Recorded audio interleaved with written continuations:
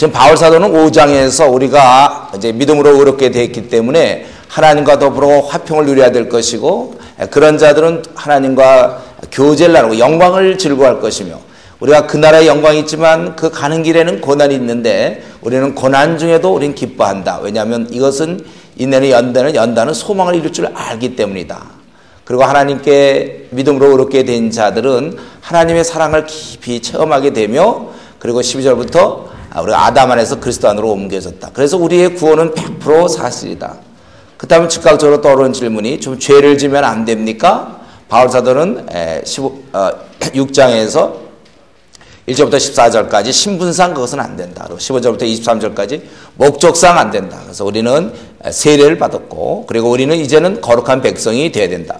그리고 또 한 가지 질문이 7장에 있는 것, 그러면 율법은 어떻게 됩니까? 우리가 이 생각하는 율법과 은혜의 문제인데 오늘 7장에서 좀 살펴보겠습니다. 이제 우리가 1절부터 6절까지 보니까 우리는 율법과 우리 관계가 어떻게 되는가? 법은 그 사람이 살아있을 동안에 영향을 주죠. 죽은 사람에게 법이 무슨 영향이 있습니까? 남편이 죽으면 2절에 남편의 법에서 그 여자는 벗어나게 된다.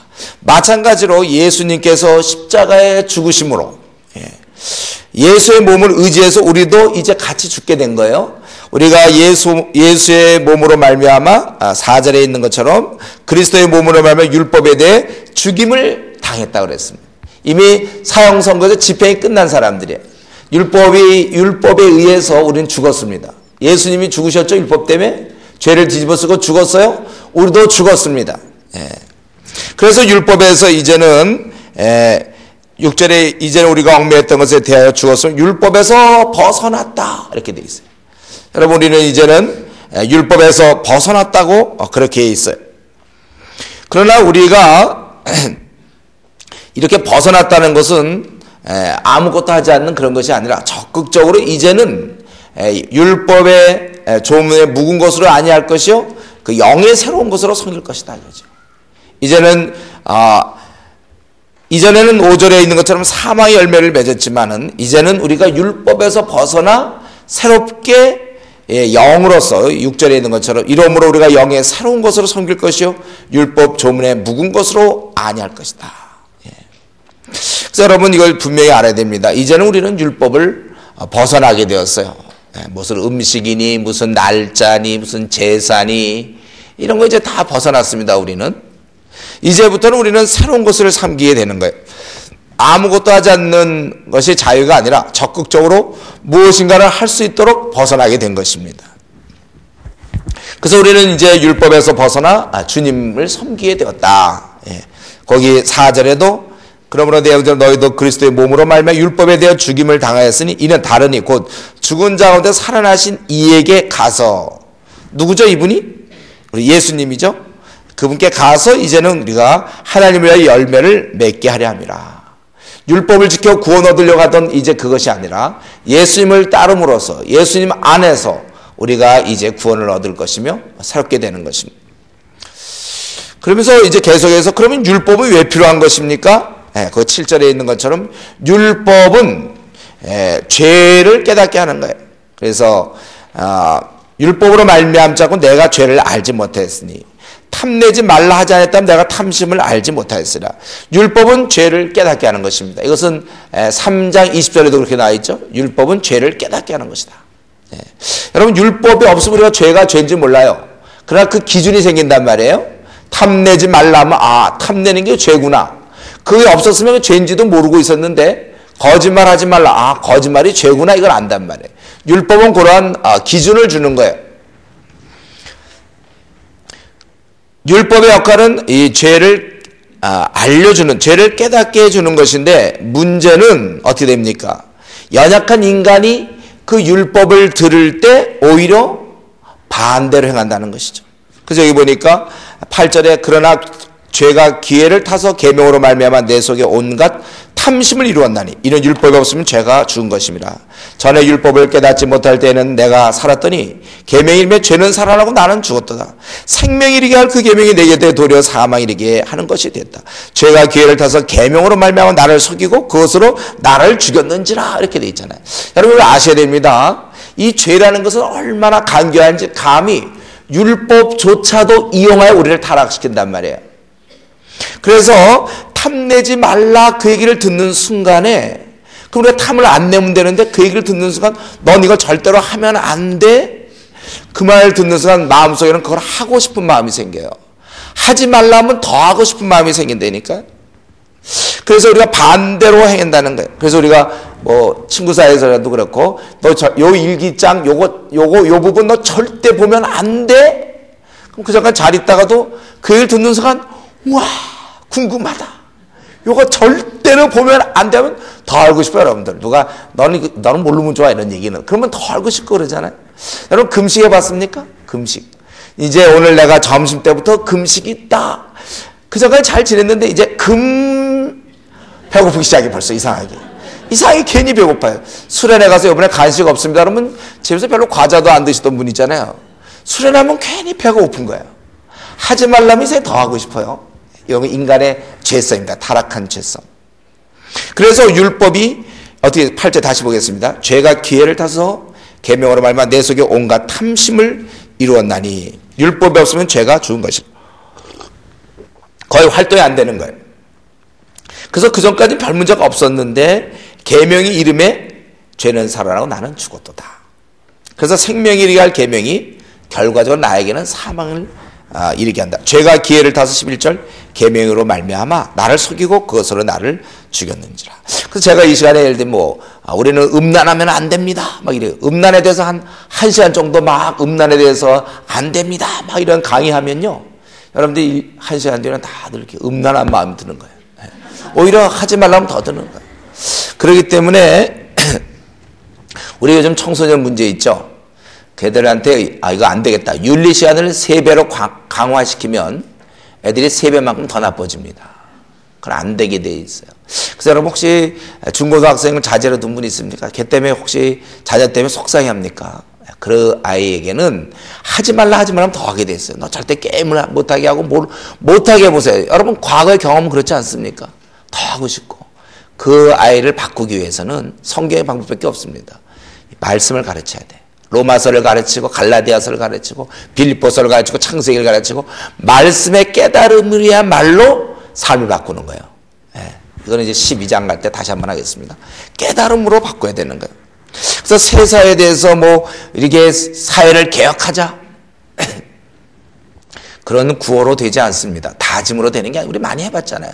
수련회 끝나고 잘해봐야지 해봐야 한 주, 2주 지나면 다시 원래대로 돌아가지 않나요? 부흥에 가서 막 뜨거워봐야 소용없어요. 안에서부터 깨달음이 있어서 삶을 바꿔야 되는 거예요. 한국교회 성도들이 많이 연약해졌어요. 제일 중요한 이유는 말씀을 많이 공부 안 하고 어떤 한 절, 2절 설교 듣고 거기서 뜨거워지고 부흥, 요즘 그게 한국교회 부흥 사회 문제들이죠. 뜨거워져가지고 뜨겁지만 그거 오래 갑니까 그게?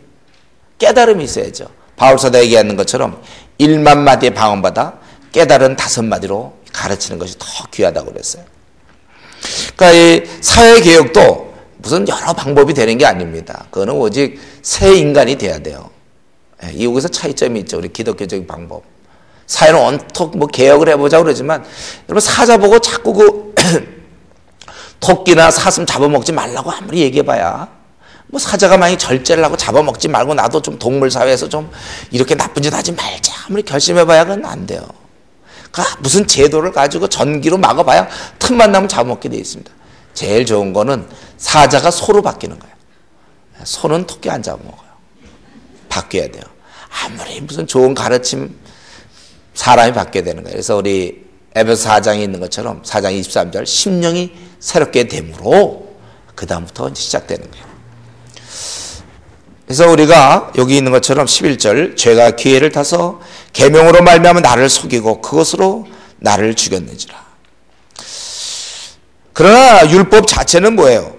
율법 자체는 12절에 있는 것처럼 거룩하고 계명도 거룩하고 의로우며 선하다. 왜? 하나님 주신 거니까. 문제는 그것이 선하지만 우리 인간의 연약함으로 우리 인간이 그걸 들을 때 우리가 타락한단 말이죠. 그래서 이런 교훈적 설교, 그리스도인들은 착하게 살아야 됩니다. 그리스도인들은 돈을 미워해야 됩니다. 이런 설교를 들으면 여러분 위험합니다. 오히려 우리의 심령이 바뀌어야 돼. 성령에 의해서 바뀌어야만 이렇게 되는 거예요. 그래서 이 바울 사도가 이런 율법 하에서는 우리 육신에 도저히 어떻게 안 된다. 그것을 이제 13절부터 마지막까지 얘기하고 있죠. 그래서 우선 여기 들어가기 전에 잠깐 정리하면요. 율법의 기능은 크게 세 가지로 볼 수 있습니다. 첫 번째는 죄를 깨닫게 하는 것. 즉 로마서 7장 7절, 로마서 3장 20절 죄를 깨닫게 하는 것이다. 죄를 깨닫고. 그리고 두 번째는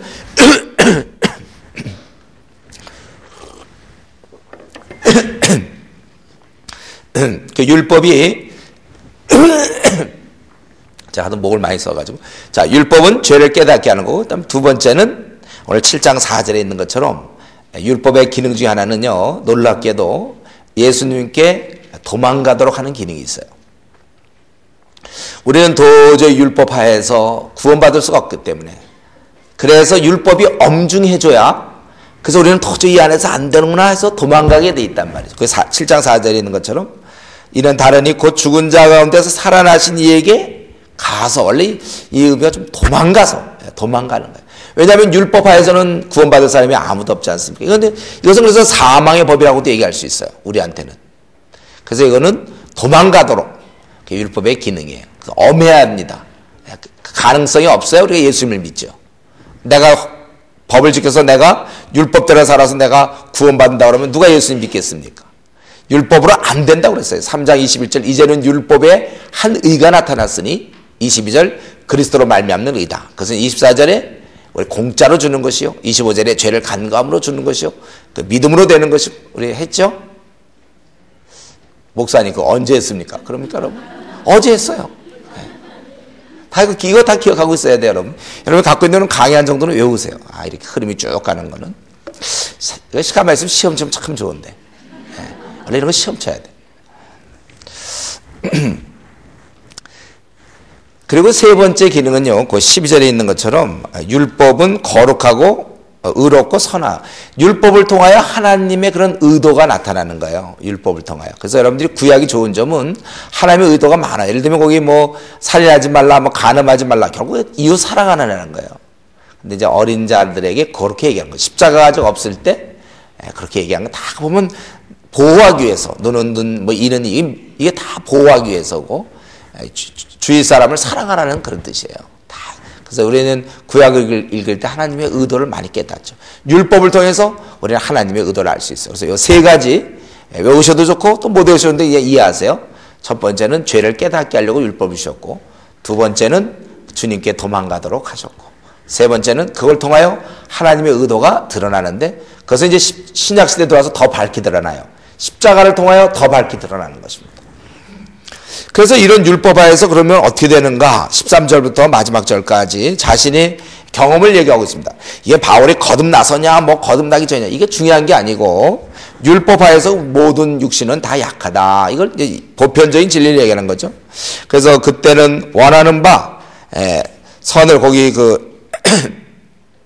15절에 보면 율법 하에서 보통 느끼는 건 뭐냐면, 내가 뭘 원하는데 내가 이렇게 좀 살아야 되겠다 하지만 항상 반대로 되는 걸 많이 느껴요. 이걸 끊어야지 끊지 못하고, 수련회 갔다 와서 이제 좀 제대로 해야지 보통 한 주나 두 주 후에 다시 원래대로 돌아가고, 이러면 안 되는데 하면서도 결국 미워하는 것을 행한다는 것이에요.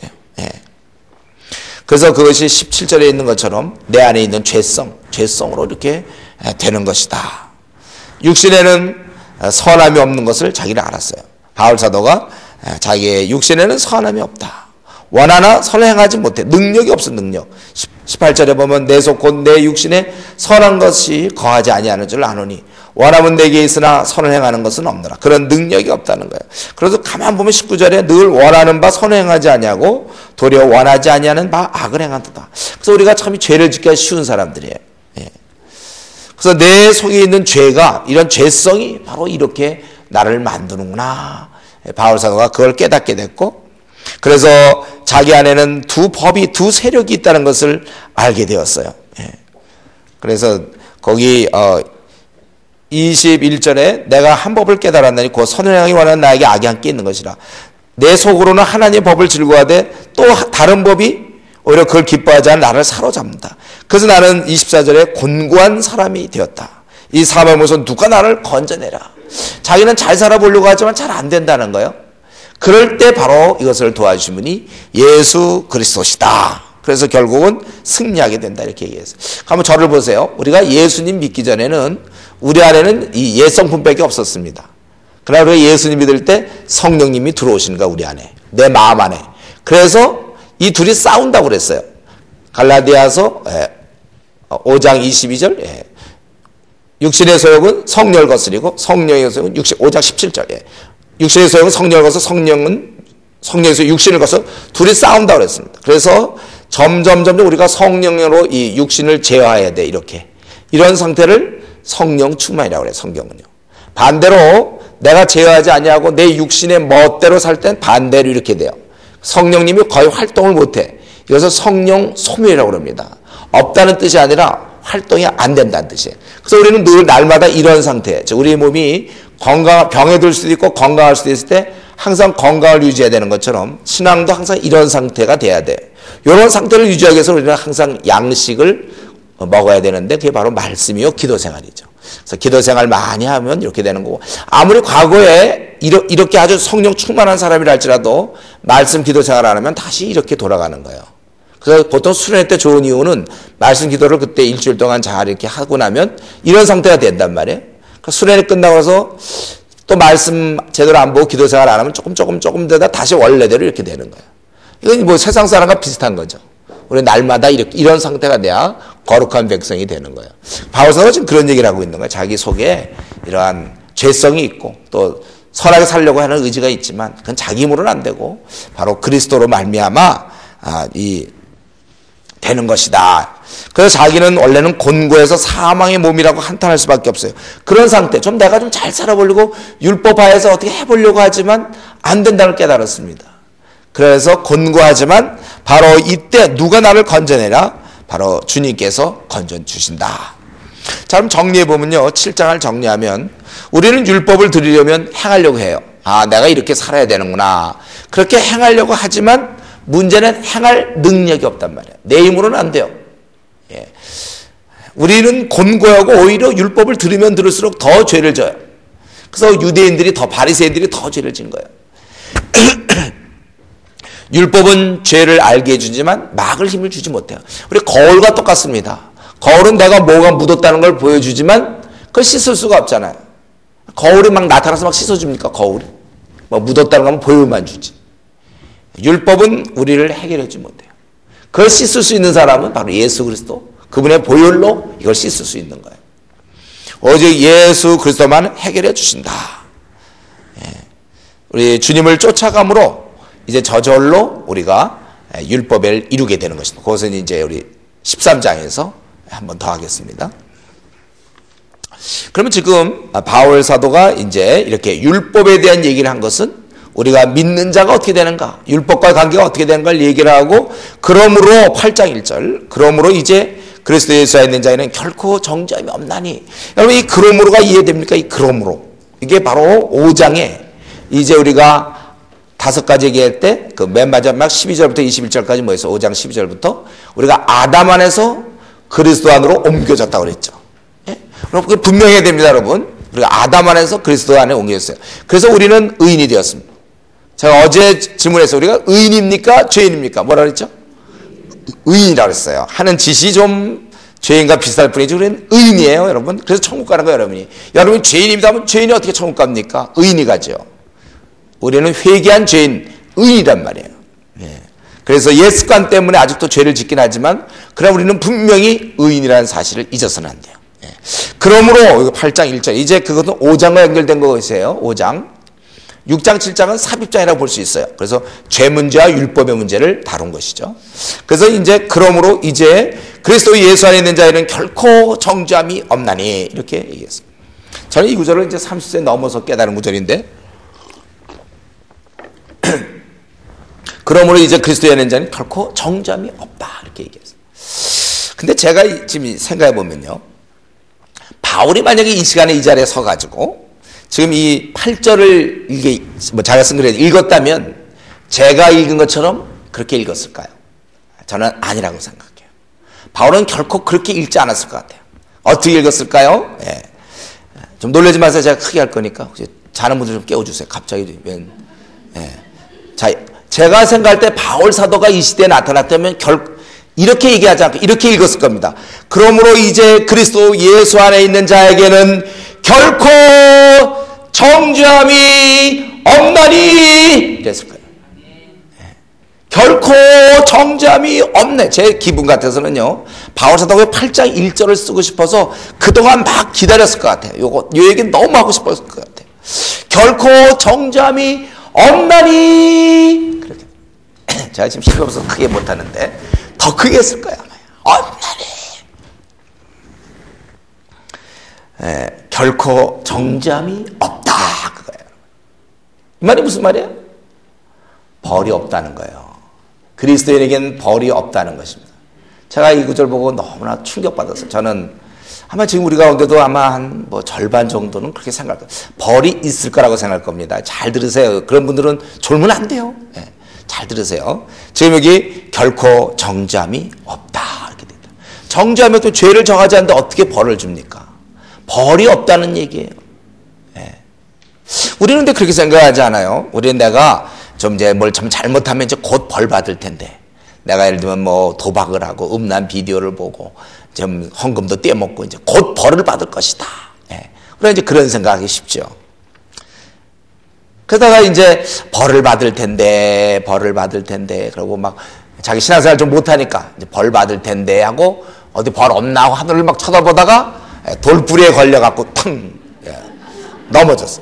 엎드려졌어. 그럼 코가 딱 깨졌으면 그때 그 어떤 후련함, 그 올 것이 왔구나, 그 어떤 액땜, 예. 이제 그런 생각을 우리가 하기 쉬워요. 예. 근데 여러분 생각해보세요. 왜 무슨 뭐 돈을 갖다가 헌금을 잘 안 낸 거, 뭐 주일 성수 잘하는 거, 왜 그것만 죄입니까? 우리가 시기하는 거, 말에 실수한 거, 거짓말한 거, 둘러댄 거, 화낸 것, 이런 거 할 때는 왜 벌 안 받죠? 이제 잠시 뒤에 제가 설명하겠지만요. 우선 벌이 없다고 여러분 믿으셔야 돼요. 만약에 벌이 있다면 어떻게 되죠? 만약에 벌이 있다면 여러분 저와 여러분 아마 매일 다칠걸요. 우리가 생각하는 그냥 보통 교회와 관계된 것만 벌을 생각해서 그렇지, 하나님 볼 때는 왜 우리가 마음속 혹시 음란한 마음 들면 벌 받아야 되는 거 아니에요? 누구를 내가 약간 무시하는 표정을 했다든가, 말이 100% 얘기되는데 70% 정도 불확실하게 정직하지 않았으면 30%만큼 벌 받아야 될 것이고, 또 누구를 약간 비방하고, 여러분 혹시 수군거려 본 적 없습니까? 입이 돌아가야 되잖아요. 근데도 왜 그때는 벌 받을 생각 안 하고 조금 이렇게 교회 좀 약간 뭐 이런 건 벌 받을 생각 안 해요. 여러분 만약에 우리가 벌이 있다고 생각합시다. 그럼 매일 다칠 거예요, 우리는요. 예? 그래서 내가 뭐 좋지 못한 생각하면 혼나고 말이죠. 내가 누구를 하는 순간 입이 돌아가고 눈빛이 눈이 오고 또 하나 나야 되고, 또 내가 무시를 했다든가, 교만한 누구한테 칭찬받고 좀 으쓱해졌다든가, 또 음란한 마음이 들었다든가, 욕심을 부렸다든가, 허영을 했다든가, 시기를 했다든가, 다른 사람을 용서하지 못했다든가, 삐쳤다든가, 부부간에 싸웠다든가, 싸웠고 되겠습니까? 또 위선적인 행동을 했다거나, 이중적이었다거나, 아니면 둘러댔다든가, 반 거짓말 했다든가, 그럴 때마다 밤낮 우리는 터질 거예요. 하루에도 몇 번씩 이리 터지고 저리 터지고, 혼나고 기부싸고, 아마 뭐 하루 종일 하는 일이 밤낮 뭐 반창고 이런 거 붙이는 걸, 붕대 감고 반창고 요리 붙이고 조리 붙이고, 완전히 데코레이션이죠. 데코레이션 붙이고 밤낮 부러지고.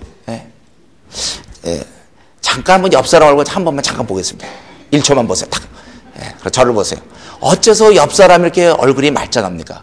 성인이실까요, 그분이? 성인인가요? 아닐걸요. 그분도 분명히 부족한 면이 있을 텐데 이렇게 말짱한 걸 볼 때 이게 시청각 교육이지. 하나님께서 벌 주지 않는구나, 이게 확실하죠. 아까 제가 얘기한 것처럼 만약에 벌을 준다면 우리는 정말 이거 뭐 밤낮 이거 했을 거예요. 물론 이 성경에 징계는 있어요. 징계. 1년에 한 번 있을지 두 번 있을지 모르지만 우리가 너무 잘못해서 낭떠러지까지 갔을 때도 하나님 가만히 놔두면 어떻습니까? 그건 사랑하기 때문에 징계를 뭐 우리가 일생에 한 번 받을지 두 번 받을지 그건 잘 모르겠어요. 그런 건 분명히 있습니다. 히브리서에 있는 것처럼 12장에 있는 것처럼. 그러나 벌은 없다는 거예요. 만약에 벌이 있다면 저도 이 자리에 이렇게 이런 모습으로 못 썼고 오늘 어저께도 제가 무슨 교만한 마음이나 혹은 남을 좀 무시하는 마음이나 이리저리 터지고 또 붕대 감고 아마 지금 이 자리에 나왔을 때도 이렇게 붕대 감고 이거 데코레이션 하고 기부스하고 나타나서 이러고 발도 부러져 갖고 나타나서 여러분 여러분 우리 말씀에는 여기 정잠이 엄난이로 돼 있는데 여러분 우리 조심합시다. 이래. 아마 그렇고 여러분들도 맞습니다. 이럴까 아마. 여러분 성경도 분명히 그 엄난이로 돼 있는 거 맞아요? 여러분 성경도 그렇게 돼 있습니까? 잘 보세요. 결코 정잠이 엄난이 이렇게 돼 있단 말이에요. 아니 그러면 이게 좀 이상하지 않아요? 제가 처음에 성경 이제 연구할 때 너무나 전 30살 넘어서 참 당황스러웠습니다. 그다음 난 늘 벌이 있는 줄 알고 예배도 잘 드리고 또 헌금도 잘 드리고 이제 그랬는데 주일 성수도 하고 또 뭐 어떻게 하든지 교만하지 않으려고 애를 썼는데 벌이 없다니. 야. 근데 여러분 이게 있어요. 하나님께서는 왜 그러면 이걸 치우시는가? 내가 하나님이면 난 남겨놔야 될 것 같아. 그래요. 뺀질이들 있잖아요. 막 그럴 때마다 바라보시 주고 있잖아요. 뭐 예배를 빠져야 그건 벌 주고 11조 안 돼. 일로 와. 벌 주고 딱 그래야 되는데 하나님께서는 이제 그렇게 하지 않겠다는 거예요. 여러분 우리를 주님처럼 만들겠다는 거예요. 우리 주님께서 하나님께 순종할 때 자발적으로 순종했을까 아니면 벌 받을까 봐 순종했을까요? 좀 쉬운 질문이죠. 자발적으로 순종했겠죠. 왜? 하나님의 사랑과 깊은 관계 속에서 그렇게 순종해야 좋지 벌 받을까 봐 순종하면 그건 아무래도 어린아이 단계 아닙니까? 여러분 어버이날 혹시 자제분이 선물 가져오는데 그때 동기를 가만히 살펴보니까 이 아들이 혹은 딸이 말이죠. 요거 안 드렸다는 엄마한테 두들겨 맞을까 봐 야구방면 얻어 터질까 봐 계산해보니 얻어 맞아서 이거 치료비나 차라리 그냥 사는 게 낫겠다 이래갖고 엄마한테 야구방면 얻어 터질까 봐 만약에 걔가 선물을 갖고 온다면 기분이 좋겠습니까 여러분? 기분이 좋을까요? 그게 성숙한 자녀의 모습입니까? 야구방면을 얻어 터지지 않아도 어버이날을 기억해서 어머님의 사랑을 깨닫고 이렇게 하는 게 좋은 거지 두들겨 맞을까 봐 치료비 계산해보니 이게 차라리 낫겠다. 그래서 한다면 그건 기쁘지 않잖아요. 하나님 입장에서도 우리 하나님의 아들, 딸, 피로 사신 귀한 아들, 딸들이 기껏 주님 섬기는 게 벌 받을까 봐 이런 거 안 내면 벌 받고 11조 안 내면 이제 가게 운영이 잘 안 될 거고 사업에 부도 날 것 같고 요거 잘 고3 때 특별히 고3 가진 학부형 때 이 학부형 고3 시절 다른 시절보다 고3 때 이때 제대로 헌금 안 냈다가 애 학교 떨어질지 모른다 막 이런 언제까지 그렇게 해서 물론 하도 좋을지 모르겠어요. 언제까지 그런 어린아이 신앙을 갖느냐 이거죠. 하나님께서는 이제는 그렇게 외적으로 우리를 순종하는 자녀로 만들고 싶지가 않고 그게 군대식이죠. 그거보다 집에서 부모가 자녀를 키우는 것처럼 부모의 사랑을 깨닫고 효도할 수 있는 자녀가 좋은 거잖아요. 하나님도 이제는 우리가 그렇게 되길 바라요. 그렇기 때문에 이걸 치운 거예요. 벌을 치우고 대신 그래서 2절부터 나오기 뭐가 나옵니까? 그리스도 예수 안에는 생명의 성령의 법이 죄와 사망의 법에서 너를 해먹어. 또 4절에도 보면 성령님이 그의 영을 따라 행하는 우리에게 율법의 요구가 이루어짐이라 합니다. 또 9절에도 나오죠. 너희 하나님의 영이 너희의 거심에 11절에도 예수를 죽은 자 가운데 살리신 이의 영이 13절에도 영으로서 몸행실을 죽이면 살고 14절 영으로서 무릇 하나님의 영으로 인도받는 사람 16절에도 성령이 친히 우리의 자녀인 것을 증거하고 26절에도 성령도 우리의 연약함 무차별적으로 그동안 7장까지 조용했던 성령님이 갑자기 8장 2절부터 막 나오는 이유는 바로 이거예요. 이제는 우리의 마음을 변화시켜서 순종하게 하겠다. 성숙한 자녀로 만들겠다. 그래서 여러분 그동안 혹시 헌금 내고 이런 이유가 이거 안 내면 이제 사업에 안 될까봐 11조고 떼어먹었다가는 또 망하고 막 그런 식으로 했다면 여러분 그렇게 해서 물론 내면 고맙지만 그건 어린아이 신앙이에요. 이거 낸다고 해서 뭐 우리 애가 대학을 잘 들어가고 못 들어가고 그런 거 아니고 주님의 은혜에 감사해서 해야 돼요. 여러분들. 내가 봉사를 주의 일에 봉사 많이 하는 것도 내가 뭐 큰 상을 바라고 뭐 이러는 것보다는 주님의 사랑 깨닫고 만분의 1이라도 보답하려는 마음으로 여러분 하셔야 됩니다. 그것이 귀한 거예요. 내가 그렇게 봉사 안 하면 얻어맞을까 봐. 그건 아직 어린아이 신앙이죠. 그건 구약대 신앙이고, 십자가를 깨달은 우리는 이제는 그러한 신앙으로 바뀌어야 돼요. 그래서 결코 정죄함이 없나니, 그리스도 예수 안에 있는 자에게는 결코 주님이 다 이제 모든 벌을 다 받으셨잖아요. 그래서 이제 그 안에 들어갈 때는 정죄함이 없는 거예요. 그럼 요 문제 한 가지, 요 문제와 관련해서 한 가지 말씀드릴 것은 그런 형벌 말고 이 죄의식에 대한 문제가 있어요. 죄의식. 이제 우리가 이 죄의식을 갖고 있는데 이 문제를 좀 정리하면 좋겠습니다. 우리가 하나님 앞에 나아갈 때 어미하신 그분을 만나기 때문에 두려워하지만 또한 동시에 그분의 사랑을 같이 느껴야 됩니다. 여러분 그래야 돼요. 그렇지 않으면 죄의식을 갖게 돼요. 자꾸 죄의식. 두려워 하나님이. 한번 제가 이전에 수련회를 간 적이 있어요. 수련회를 이제 가서 잘 수련회를 마치고 그때는 이제 아주 옛날이니까 이제 버스 뭐 대절도 못하고 이제 거기 오는 버스 기다리고 있는데 옆에 어떤 자매가 의대 자매였어요. 의대 본과 3학년 자매가 이렇게 이제 앉아 있었습니다. 그래서 저는 제가 이제 간사 처음 할 때 이제 처음 시작한 지 얼마 안 돼서 그래서 이제 옆에 자매가 있어서 제가 말을 걸었죠. 그래서 자매님 이번 수련회를 통해서 많이 죄를 깨닫고 회개하고 결심하고 어떠해요? 참 수련회가 참 좋았고 은혜가 되었습니까? 그랬어요. 그때 이 자매가 네 이래요. 좀 약간 응답이 이상해. 그래서 다시 이번 수련회 때 이렇게 해서 어떻게 좀 풍성한 은혜 받고 좋은 결심도 하고 그랬습니까? 그랬더니 네 이러는 거예요. 그래서 이제 얘기하기 시작했는데 보니까 그 자매는 처음에 자기가 예수님을 믿을 때 참 좋았다는 거예요. 처음에 예수님을 믿고 참 좋았는데 이제 어떤 이제 선교단체를 갔는데 막 헌신을 얘기하고 막 이러면서 이 자매가 자꾸 죄의식을 느끼기 시작한 거예요. 그리고 하나님 앞에 점점 나가면 나갈수록 하나님이 두려운 분이잖아요. 자기가 죄 가운데 있을 땐 자기 죄가 얼마나 큰지 몰랐는데 빛 앞에 나가니까 자기의 더러움이 점점 드러나는 거예요. 그래서 처음에 예수님 하면 너무 좋았고 하나님 하면 좋았는데 점점 나가면서 두려움이 생긴 거예요. 노이로제에 걸렸어요. 우리가 알아야 될 것은 하나님께 나갈 때 두려움도 느껴야 되지만 동시에 사랑도 같이 느껴야 돼요. 그래야 우리가 정서적으로 건강한데 우리 교회 오래 다니는 성도들 중에 보면 항상 이 죄의식에 이렇게 늘 죄의식에 빠져 있는 사람이 있어요. 우리 예수님이 참 좋은 분이신데 예수님을 믿으면서도 정말 자유함이 있는 게 아니라 늘 죄의식. 나는 부족하다 막 이런단 말이에요. 죄가 많고 나는 한심하다 이런 식으로. 여러분 우리가 알아야 돼요. 제가 숫자로 표현한다면 죄의식 문제를요. 처음에 우리가 예수님 믿을 때는 자기가 한 30 정도의 죄인인 줄 알아요. 한 30 정도. 근데 예수님을 점점 믿으면 30이 아니라 빛 앞에 나가니까 자기 죄를 깨달으니까 50이. 그리고 조금만 지나고 나서 한 1년쯤 지나니까 270쯤 되는 거예요. 그리고 점점 지나서 이제 뭐 학생들 같으면 뭐 이제 대학부 뭐 임원이 된다. 그때쯤 되면 1860 정도 죄가 돼요. 그쯤 이제 점점 하나님께 가까이 나가니까 더 자신의 죄성을 잘 보게 돼요. 이전에 하나님과 멀리 떠날 땐 뭐가 죄냐 이랬지만 양심이 살아나고 빛을 보면서 1860 정도의 죄를 깨닫는 거예요. 그러다가 대학을 마치고 뭐 나중에 청년부에 가서 뭐 회장을 한다 부회장 한다 할 때는 15,700 정도의 죄를 깨닫게 되는 거예요. 그리고 신학을 해서 신대원 가지고 뭐 이렇게 되면 이제 또 뭐 교회 집사가 됐다든가 집사쯤 될 때는 이제 한 46,500 정도. 한심하구나 내가. 그런 걸 깨닫게 되고 그러다가 장로가 되고 관사가 될 때는 275,800 이 정도 되는 거예요. 목사가 된다? 그러면 이제 49만 뭐 이렇게 깨닫게 되는 거예요. 자, 깊이 깨닫는 거예요. 예. 그래서 그러면서 근데 중요한 건 그렇게 죄를 깨닫는 건 좋지만 그런데 이런 나라를 살아가는 하나님을 깨달아야 되는데 그것만 깨달으면 자꾸 죄 가운데 빠지게 되죠. 그래서 나는 왜 이렇게 부족한가?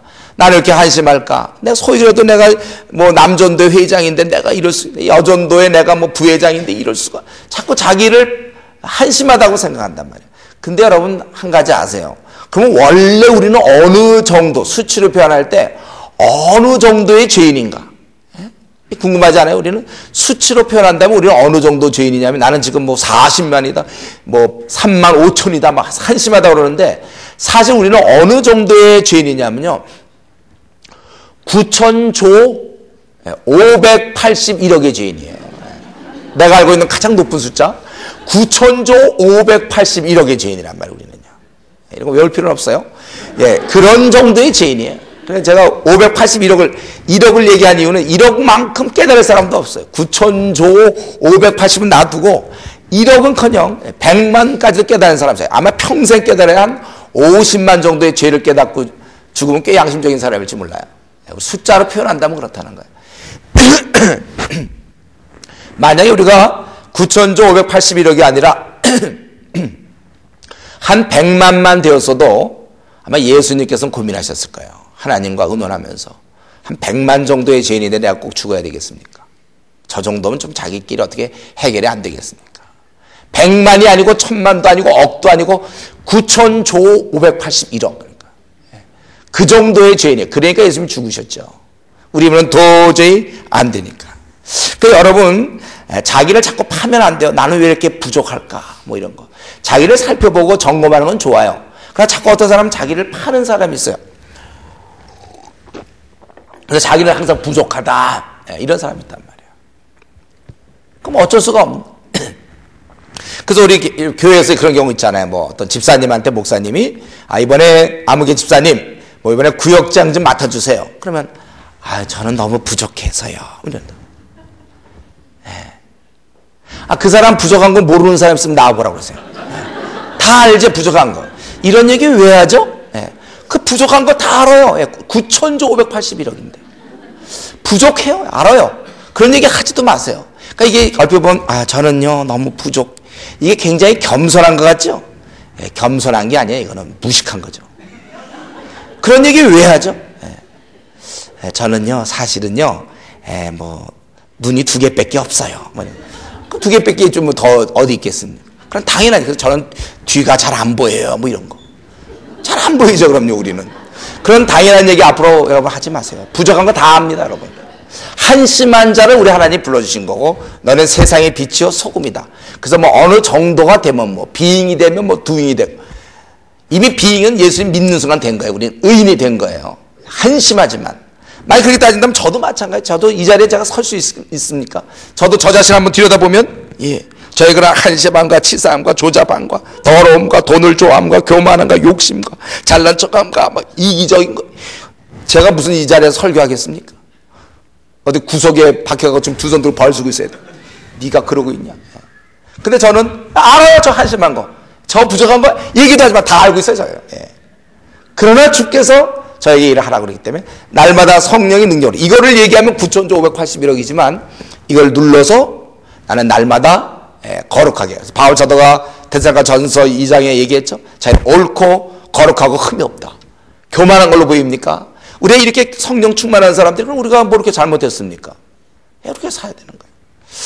그래서 우리가 자기를 좀 적당히 좀 살피는 건 좋지만 자꾸 왜 나는 정말 한심하다. 왜 나는 이 모양일까? 원래 그 모양이에요, 원래요. 나는 왜 이 모양일까? 근데 소위 그래도 내가 청년부 내가 그래도 부회장인데 왜 부회장 아니라 뭐 최고가 돼도 그 모양이라니까요. 원래 그 모양입니다. 그래서 아니 내가 이럴 수가 있는가 뭐 이러죠. 그게 아니라 아니 내가 이럴 수가 있구나 이래야 되는 거예요. 그런 거 원래 그런 거예요. 우리 존재가 그 모양이에요. 그러니까 예수님이 죽으셨죠. 여러분 왜 예수님이 뭐 조금 우리가 부족하다고 죽겠습니까? 도저히 구제불능이에요. 우리는 철저로 구원받을 수 없는 존재들이에요. 그래서 죽으신 거예요. 그러니까 이러한 9천조 581억이 무슨 착해서 구원받는다고 얘기합니까? 그래서 그게 1장 18절부터 32절까지 내용 아니에요? 한심함을 아마 시간만 되면 바울 사도가 더 얘기했을 거예요. 더 많은 얘기를 했을 거예요. 우리 인간의 한심함에 대해서 여러분 그걸 다 받아들이셔야 돼요. 그러한 나를 용서하셨구나. 근데 그러한 걸 자꾸 감사로 자기를 보면 좋은데 자꾸 자기 부족하다는 얘기. 그만하세요 이제요. 그만하세요.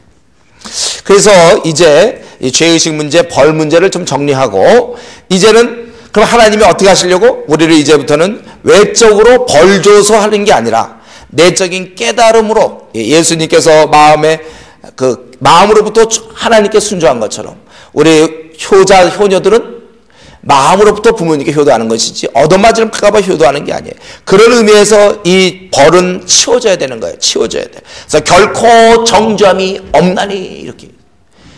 이는 너를 해방하였으라. 죄와 사망의 법에서 해방하였습니다.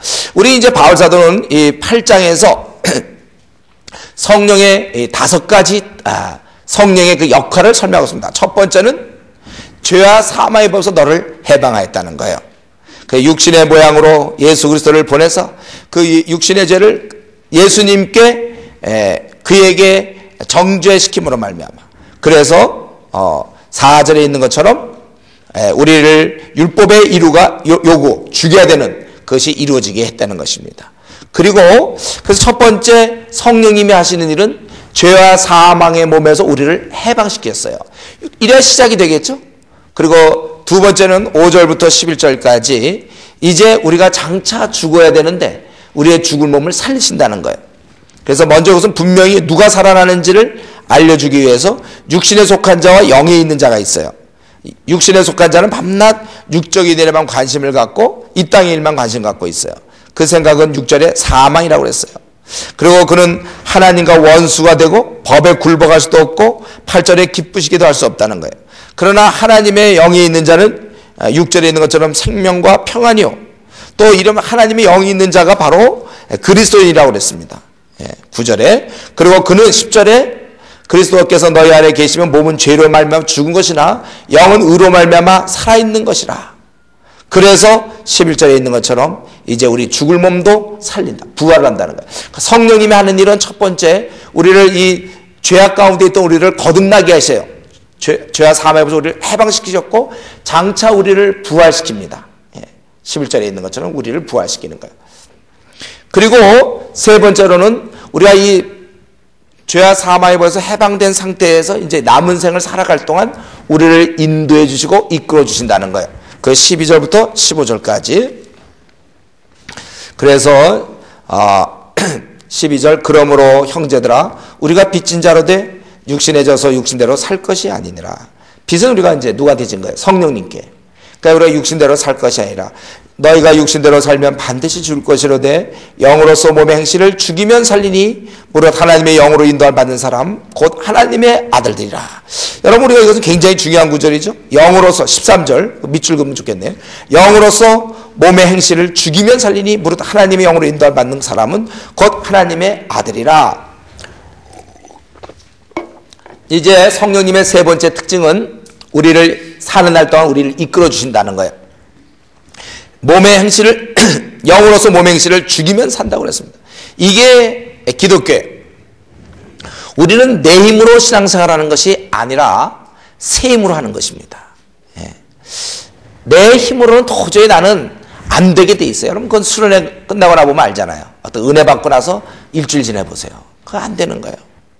수련회 아무리 해도 또 그 위에도 마찬가지고 우리는 내 힘이 아니라 새 힘을 하다. 따라해 보겠습니다. 내 힘이 아니라 새 힘이다. 위로부터 오는 힘이에요. 성령의 능력으로 하는 것입니다. 그러니까 여러분 술 취한 사람 봤어요? 술 취한 사람. 술 많이 취하면 그 사람은 저절로 비틀비틀거리죠. 그 사람이 술 먹기 전부터 내가 술을 먹고 비틀비틀 거려야지. 이렇게 굳게 결심해서 비틀비틀거리는 게 아니라 그냥 술만 많이 넣어주세요. 그러면 저절로 비틀거리는 거예요. 우리가 하나님의 법도를, 좋은 예는 아니지만 하나님의 법도를 따르려면 성령님으로 가득 차지면 하나님의 법도가 굉장히 쉬워지는 거예요. 억지로 하려면 어려워요. 막 전도 같은 게 어렵죠. 처음에 자기가 이렇게 성령 충만하지 못할 때는 전도 같은 게 어려워요. 그러나 성령 충만하면 오히려 전도를 못하게 하면 그게 어렵죠. 그래서 내 힘이 아니라 새 힘으로 하는 것이고 바로 그렇기 때문에 우리는 위로부터 힘을 공급받아야 돼요. 그래서 이 기도 생활이 중요한 것입니다. 이제 가끔 이제 들어보면 목사님 저 요즘 신앙생활이 잘 안 됩니다. 저는 그 말을 어떻게 그 말이 우리말로 해석하면 뭐예요?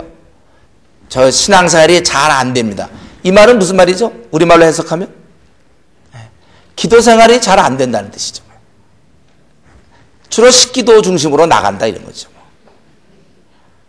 그동안 자기는 기도 생활을 다른 사람은 일정한 시간을 정해서 뭐 아침 5시면 5시, 5시부터 6시, 뭐 1시간씩, 아니면 뭐 6시부터 7시, 뭐 자기 전에 아니면 퇴근하고 나서 좀 씻고, 뭐 9시부터 10시, 이렇게 기도 시간을 정해서 기도하는데 자기는 그런 식으로 기도 안 한다는 거예요. 그러니까 신앙생활을 못하는 게 당연하죠. 왜 그가 공부를 못하는가? 집에 와서 5분도 뭐 제대로 예습도 안 하고 그러는데 고3인데 남들은 막 3시간, 4시간씩 공부하는데 혼자 10분만 공부해 보세요. 공부 성적 떨어지는 게 당연한 거 아니에요? 저 요즘 성적이 떨어집니다. 이상하게 성적이 떨어집니다. 10분밖에 공부 안 해서 떨어지죠. 저 요즘 신앙생활이 목사님 잘 안 됩니다. 아주 심각한 표정을 짓고 오지만 저는 알고 있어요. 기도 생활이 안 되는구나. 그동안에 그는 식기도 중심의 기도 운영 체계를 구축했구나. 예, 그거죠. 식기도 중심. 식사 기도라는 것은 보통 소화가 잘 되고 먹을 때 그것이지 이걸로 영성을 유지하면 됩니까? 당연한 거예요. 만약에 오히려 식기도 중심으로 나갔는데도 만약에 신앙생활 잘하는 사람이 있다고 해봅시다. 막 이상하게 자기 식기도 중심으로 나가도 막 불신자를 보면 그 영혼에 대한 막 불타는 구원에 대한 그 구령의 열정이 생기고 어린 자를 보면 막 그를 도와주고 싶고 양육하고 싶고 견고히 하고 싶고 서로 막 교제 나누고 싶고 예. 막 어린 자를 돌보면 막 원수를 바라보면 막 껴안아주고 싶고 말이죠. 그리고 늘 보면 항상 기뻐하고 뭐든지 감사하고 불평이 안 나오고 예. 그리고 자신이 허비되는 것을 기뻐하고 손해보는 걸 기뻐하고 만물의 찍기처럼 여기를 받아도 어떻게든지 주님 나라 확장되기를 막 원하고 예. 혹시 우리 중에 그런 사람이 있습니까? 식기도만 간단히 해도 막 그런 불타는 막 구정의 열정과 막 그런 사람이 있습니까? 우리 중에? 또 그런 사람은 또 누군가요, 그거는? 만약 우리 중에 그런 분이 있다면 그는 제 생각에는요, 하나님이 이 시대가 하도 말세기 때문에 아주 특별히 보낸 위대한 그 선지자 계열에서 나오는 위대한 인물인 것 같아요. 그러니까 일찍이 바울도 무시로 기도해서 그의 영성을 유지했는데 그러니까 바울을 뛰어넘는 혹시 우리 중에 그런 분 있습니까? 다른 거 하지 말고 우리를 도와주세요. 우리의 지도자가 돼주세요, 여러분. 그런 분 식기도만 해도 너무 신앙생활 잘 되고 성령 충만하여 뭐 불타는 열정을 갖고 있다. 그런 분 있습니까? 이 성도교 혹시 있나요? 참, 그런 분. 그렇지 않다면 많은 사람들이 신앙생활을 잘못하는 거. 저 신앙생활이 잘 안 됩니다. 묻고 싶어요. 뭐 기도 꾸준히 우리 신앙의 옛 선배들처럼 일정한 기도 시간이 있어서 비가 오나 눈이 오나 어떤 경우도 아무리 바빠도 그 시간 꼭 1시간이면 1시간 확보해서 그렇게 기도하는데 안 되는 겁니까? 많은 경우 보면 기도 생활을 잘 안 해놓고 여기서 보면 영으로서 몸의 행실을 죽이면 살리니 뭐 영으로서 몸의 행실을 죽여야지 내 힘 갖고 어떻게 그게 됩니까? 무릇 하나님의 영으로 인도받는 자가 바로 곧 하나님의 아들이라. 우리가 이렇게 성령에 의해서 인도를 받아야 되는 것은 하나님의 아들이기 때문에 그래서 우리는 무수하는 종의 영을 받지 아니하고 양자의 영을 받았으면 우리가 아빠, 아람어를 번역한 거예요. 아람어로. 또 아버지가 이제 헬라어로 번역한 건데 우리가 이렇게 부르짖는 것이다. 그래서 우리가 이렇게 성령의 그 인도 따라 살아야 돼요. 저 여러분은 자기 힘으로 신앙생활을 하면 안 됩니다. 의지로 하면 안 될까? 우리가 수련회 때 사실은 기도하고 말씀 많이 보는 거 좋지만 그러면서 뭘 해야 되냐면 습관을 만들어줘야 돼요. 그러니까 수련회 이후도 계속해서 습관이 될 수 있도록. 그러면 넘어지지 않죠. 예. 여러분 그런 거 사람 어떤 사람 밥을 안 먹는 이유가 자기 배부르다. 왜? 뷔페 식당 가서 한 열흘 전에 뷔페 식당 가서 시컷 먹었더니 지금 열흘이 지난 지금도 아직도 나는 배가 부르다. 그런 분 있습니까? 매일 먹어야 되죠, 그럼 식사를요. 아무리 5일 전에 잘 먹었다고 해서 지금까지 배불러서 오늘도 식사 안 하고 오신 분 있나요? 우리 매일 먹어야 돼요. 그러니까 이 수련회 가면은 뷔페 식당과 마찬가지예요. 그동안 잘 못 먹다가 말씀과 기도 생활에서 참 좋아서 평안해졌어요. 다시 와갖고 또 말씀 기도 생활 안 하면 다시 배고픈 거예요. 그러니까 힘이 없으니까 제대로 살지 못하는 것이죠. 그리고 이제 네 번째로 자녀됨을 증거한다고 했습니다. 16절부터 보니까 성령이 친 우리 영과 더불어 우리가 하나님의 자녀인 것을 증언한다.